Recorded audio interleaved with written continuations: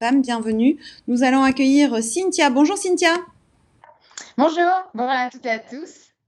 J'espère que vous allez bien. Alors aujourd'hui, avec vous, on va apprendre comment vaincre ses peurs et sauter le pas d'une reconversion. Tout un programme. Exactement. Donc je vais... Alors, je suis ravie de commencer ce salon avec vous ce matin. Je vais me présenter rapidement. Moi, je suis Cynthia Zetoun, coach carrière pour les femmes et fondatrice de Mademoiselle Move. Pour mon parcours, rapidement, anciennement, j'étais chasseuse de tête. Et pendant cette expérience, j'ai eu l'occasion de rencontrer une multitude de femmes qui n'osaient pas changer de job ou se reconvertir, même lorsqu'elles en avaient envie ou besoin. Donc, suite à cette expérience, j'ai souhaité justement accompagner les femmes dans leur carrière autour de deux grandes thématiques. Donc, la première thématique, c'est le recrutement. Donc, par exemple, comment décrocher ses entretiens, être à l'aise, bien évidemment les cartonner, négocier son salaire ou développer son réseau personnel pour trouver son job. Et la deuxième thématique, donc c'est celle qui nous intéresse aujourd'hui, c'est la thématique de la reconversion.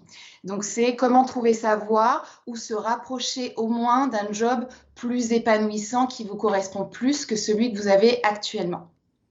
Donc ça, ce sont les deux grandes thématiques. Donc aujourd'hui, bien évidemment, on va s'intéresser au thème de la reconversion et plus particulièrement de comment vaincre ses peurs pour sauter le pas. Donc tout un programme et ça commence avec un exercice pratique. Donc concernant cette présentation, vous n'avez pas besoin de prendre de notes. Si vous souhaitez un petit récapitulatif en PDF, je vous l'enverrai. Vous me laissez votre adresse mail sur le chat. Voilà, comme ça vous permet de rester bien concentré. Donc revenons à nos moutons. Alors, pourquoi aujourd'hui je vous parle des peurs? Alors, c'est vrai que ce n'est pas le sujet le plus glamour dans une reconversion, bien évidemment, mais moi, je trouve que c'est important de commencer par là. Parce que j'ai remarqué, comme je vous le disais, quand j'ai rencontré ces nombreuses femmes qui n'osaient pas se lancer dans la reconversion, ou même y songer, ou même aborder le sujet, donc j'ai remarqué qu'il y avait énormément de blocages. Voilà, les conversations commençaient toujours par des peurs, par une liste de je ne peux pas, je ne sais pas. Donc, qui se matérialisent par des pensées parasites. Donc, qu'est-ce que c'est des pensées parasites? Donc là, je vous ai donné des petits exemples. C'est par exemple une petite voix qui vous dit tu n'y arriveras pas, je suis pas sûre que ce soit le bon moment, tu n'as pas forcément les compétences, est-ce que c'est une bonne idée? Donc ça, ce sont des pensées qui vont arriver. Et pourquoi elles arrivent en trompe comme ça? Parce qu'en fait, c'est votre cerveau qui se met en mode survie et qui vous protège parce que vous souhaitez sortir de votre zone de confort. Donc lui, votre cerveau, il est bien au chaud et il ne souhaite pas que vous entamiez de nouvelles actions. Donc les peurs, elles vont venir et elles vont vous alimenter. Et malheureusement, de toute façon, c'est le rôle des peurs, elles vont un petit peu vous friser et vous empêcher de passer à l'action. Donc, je pensais pertinent de commencer tout d'abord avec un exercice pour les apaiser et pour les comprendre. Comme ça, voilà, on étend un petit peu le terrain pour avoir de nouvelles idées, un enthousiasme nouveau, une belle énergie pour se reconvertir. Donc, pour lutter contre ces peurs, je vous propose un exercice qui a été tiré de la méthode de Tim Ferriss. Donc, c'est un écrivain et un entrepreneur à succès américain qui a d'ailleurs écrit de nombreux ouvrages à succès. Donc, j'ai utilisé cet exercice parce que moi-même, en me lançant dans l'entrepreneuriat, bien évidemment, j'avais des peurs, j'avais de nombreuses craintes.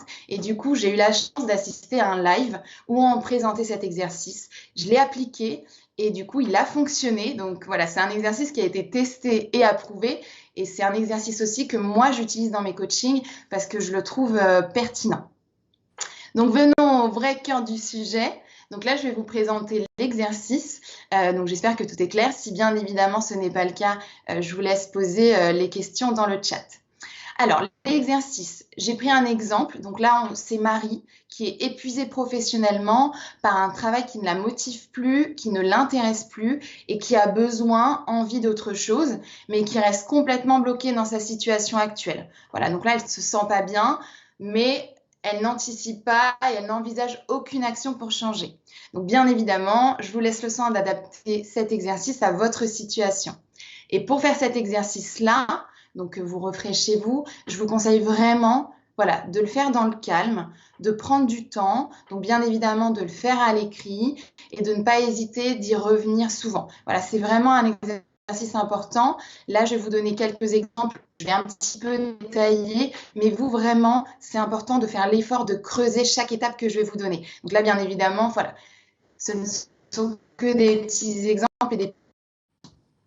Alors, l'étape numéro 1, c'est définir l'action que je n'arrive pas à faire. Donc aujourd'hui, l'action que je n'arrive pas à faire, c'est je n'arrive pas à imaginer que je puisse me reconvertir. Donc vous, la phrase qui vous bloque, que ce soit sur la reconversion ou une autre problématique dans le job ou dans un nouveau projet, vous écrivez cette phrase. L'étape 2, vous listez les peurs qui sont liées. On vient, à partir du moment où j'écris, je n'arrive pas à imaginer que je puisse me reconvertir, je m'écoute et là, j'essaye de noter toutes les phrases, toutes les peurs, avec vraiment vos mots à vous, votre vrai verbatim qui arrive comme ça de temps en temps quand vous pensez à ce sujet. Et ce que je vous conseille aussi, c'est que de temps en temps, elles arrivent un petit peu dans le métro, dans les transports, quand vous faites à manger, n'hésitez pas à les noter. Donc là, vous allez lister les peurs. Donc Marie, elle, quand elle dit, voilà, j'arrive pas à imaginer une reconversion, qu'est-ce qui arrive dans son esprit? C'est je ne vais pas réussir car je n'ai pas les compétences, je ne connais que mon métier. Ça, c'est la peur numéro 1 qui est là. La deuxième peur, c'est j'ai peur de ne pas gagner ma vie. Donc là, ce qu'on a fait, on a défini l'action, on a listé, donc là, pour le cas de Marie, 2 peurs. Et ce qu'on va faire en étape numéro 3, c'est on va trouver les solutions à ces peurs. Donc là, c'est pareil, vous écrivez une liste exhaustive. Donc pour le premier exemple, je ne vais pas réussir car je n'ai pas les compétences, je ne connais que mon métier. Je vais essayer de trouver les solutions. Par exemple, qu'est-ce que je vais faire pour avoir les compétences manquantes? Je peux me former. Donc là, par exemple, je vais faire des recherches. Comment me former en e-learning, en présentiel, grâce à mon CPF, via YouTube, sur des bouquins, des forums. Donc là, vous listez vraiment toutes les possibilités et bien évidemment les possibilités qui vous correspondent. Vous pouvez aussi contacter des personnes qui ont le job que vous visez et leur poser vos questions. On sous-estime souvent les gens qui ont le plaisir de parler de leur activité et vous ne dérangerez jamais quelqu'un quand vous lui demandez de parler de soi. Donc, par exemple, si Marie, elle souhaite ouvrir un commerce, elle va chez le commerçant, elle sympathise, elle lui demande quelles sont les difficultés, comment il s'est formé, est-ce que c'est sur le tas, est-ce qu'il a une formation précise et du coup, à ce moment-là, en plus, vous générez des rencontres et vous alimentez un petit peu, vous avancez vers votre projet de reconversion. Donc ça, ce sont par exemple les solutions pour « je n'ai pas les compétences ». Les solutions pour « j'ai peur de ne pas gagner ma vie ». Là, c'est pareil, vous trouvez des solutions.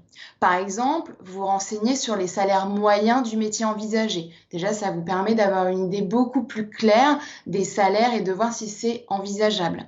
Vous évaluez aussi exactement le minimum dont vous avez besoin pour vivre, donc vos charges, et bien évidemment pour être à l'aise avec votre reste à vivre. Donc ça, c'est pareil. Parfois, on vit, on a un train de vie, mais on ne sait pas vraiment quel montant on a besoin.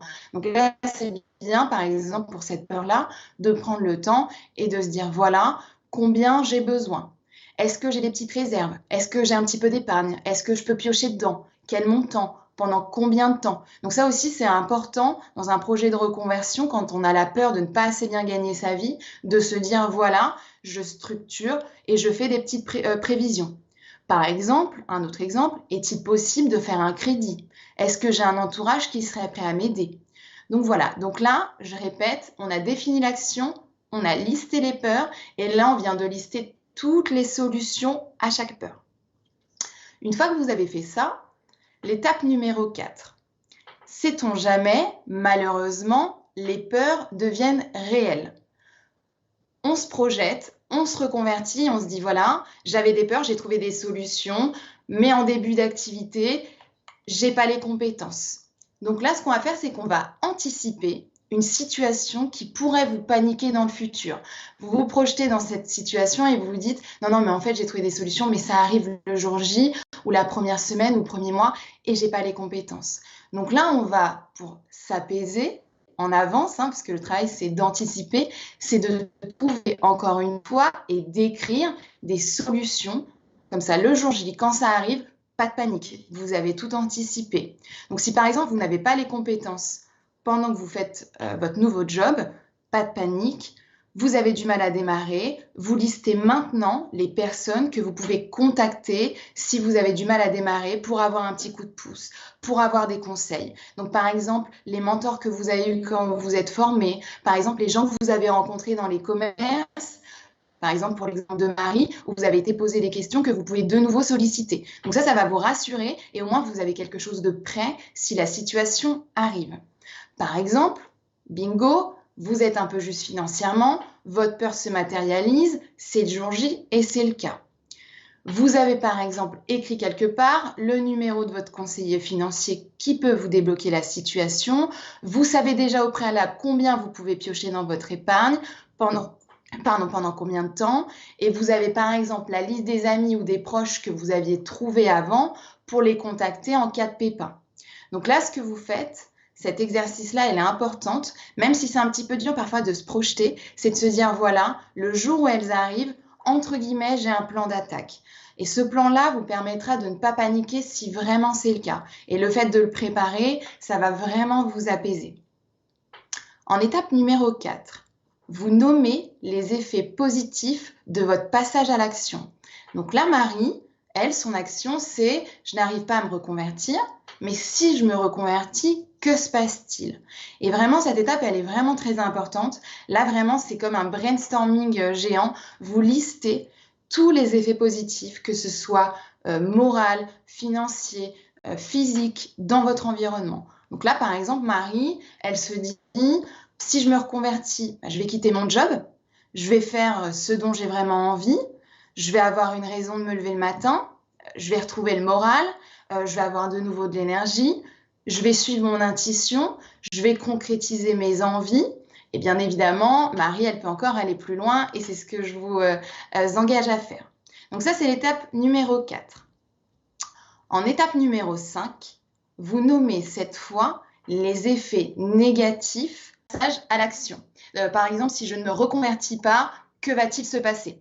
Donc là, Marie, elle a fait une liste et elle a listé toutes les choses qui pourraient se passer si elle ne se reconvertit pas. Donc, elle, ce qu'elle a écrit, c'est « j'ai la boule au ventre tous les matins, je veux plus aller bosser, je me sens plus motivée, le soir, je rentre, je suis complètement épuisée, je me demande pourquoi je fais ce job, je me pose plein de questions, j'ai plus le moral, je me sens un petit peu déprimée, je sais pas encore combien de temps je vais réussir à garder ce job. » Donc voilà, donc là, Marie, ce qu'elle a fait, c'est qu'elle a entre guillemets évalué le coût de l'inaction.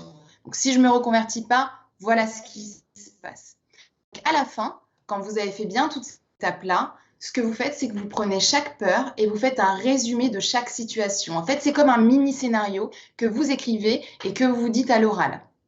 Par exemple, moi, je vais prendre juste l'exemple de « je n'ai pas les compétences ». Je vais écrire et je vais le dire à l'oral. Je n'envisage pas une reconversion car j'ai une peur de ne pas avoir les compétences, mais je peux les obtenir via des formations. Et si ce n'est pas suffisant, je pourrais toujours compter sur ma liste de contacts.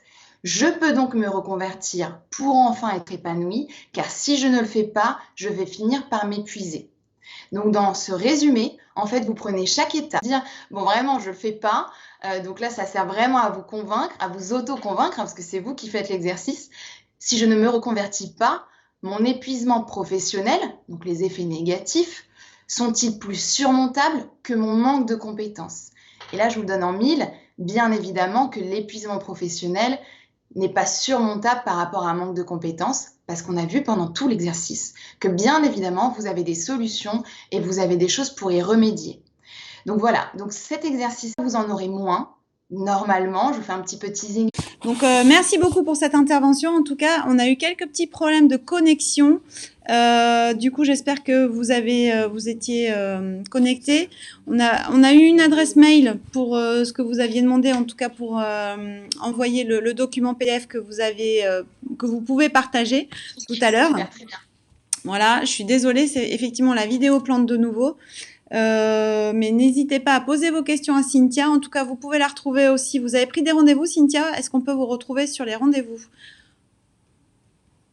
Non, par contre, vous pouvez me contacter directement, m'envoyer un mail depuis l'espace du salon et après, je vous enverrai un mail pour la prise de contact pour faire un appel découverte. D'accord, ok. Voilà, donc n'hésitez pas à me contacter. On peut faire un premier appel, voilà, pour faire connaissance, me parler un petit peu de votre projet et de voir si l'accompagnement sur la relation, voilà, pourrait correspondre. Ok, du coup, Et je ne sais pas si on voit la fiche. alors, je vais vous mettre la slide effectivement, et puis dans les contacts, on va vous mettre votre fiche sur le voilà sur le pôle. En tout cas pour vous prendre directement avec Ça vous. marche. Moi j'avais une petite question, Cynthia, en tout cas par rapport à ce que vous avez présenté tout à Oui. l'heure. Est-ce que cet exercice est valable pour des blocages dans la vie perso? Oui, complètement. Donc là, bien évidemment, vu que le thème c'est la reconversion, j'ai pris cet exemple-là. Mais c'est vrai que vous pouvez l'adapter à votre vie perso. Je cherche un exemple. Par exemple, vous allez déménager. Donc, vous avez envie d'ailleurs, mais vous restez bloqué dans cette situation-là, vous n'arrivez pas à déménager. Vous faites exactement la même chose. Quelle peur vous avez? Donc, je ne sais pas, par exemple, ça peut être le peur de ne pas retrouver un cercle social. Vous écrivez la peur, vous trouvez des solutions, des plans B, etc. Donc, bien évidemment que cet exercice peut aussi s'adapter à des problématiques de la vie perso. En fait, à partir du moment où vous avez des peurs, cet exercice est valable. D'accord. Je mets justement votre slide en contact là, voilà, pour prendre rendez-vous avec vous, donc sur l'Instagram, par mail ou sur votre site internet, donc mademoiselle-move.fr. Voilà. Après, C'est ça exactement. Et si vous pouvez me contacter, oui. voilà. Et moi, ma deuxième question que j'avais, Cynthia aussi, c'est du coup, que contient exactement le coaching sur la reconversion que vous proposez? Oui, alors le coaching sur la conversion, bien évidemment, il y a plusieurs étapes. Donc la première étape, c'est un bilan de la situation actuelle. Donc là, on va analyser les blocages, les peurs. Donc un des exercices que je vous ai présenté aujourd'hui, surtout on va faire connaissance. Voilà, on fait ensemble des aspirations, du parcours, etc. Donc ça, c'est une première étape qui est le bilan. La deuxième grande, là, on va un petit peu se poser les questions, ce qui est important pour vous, ce qui vous correspond à vos valeurs, tout en capitalisant bien évidemment sur ce que vous avez déjà fait. Il y a une étape de projection. Donc maintenant, un petit peu qu'on a réellement su ce que vous aimez, ce qui est important pour vous, on va essayer de voir si ça peut se rapprocher d'un nouveau secteur, d'un nouveau métier, d'un nouveau projet. Ensuite, on va définir le projet précisément. Donc là, on va un petit peu. C'est vous qui bossez, bien évidemment. Moi, je vous accompagne, mais ce sont des recherches sur le métier visé. Vous accompagner, de ne pas vous lâcher, entre guillemets, une fois que vous avez vos idées. C'est justement pour que vous soyez accompagné, que vous réussissiez à passer à l'action. Et enfin, il y a l'action, donc il y a la mise en œuvre de la conversion. Et là, bien évidemment, c'est plus un soutien, bien évidemment, moral, parce que si vous avez des démarches administratives et tout, moi, je vous avoue que je n'ai pas toutes les compétences, mais par contre, Je pense que c'était assez clair. Merci beaucoup pour ce premier workshop qui nous met en action directement, hein, pour pouvoir voilà, vaincre ses peurs pour une nouvelle reconversion professionnelle en tout cas. Donc on l'a mis dans le chat effectivement. Là on pouvait vous retrouver sur le salon professionnel, vos contacts.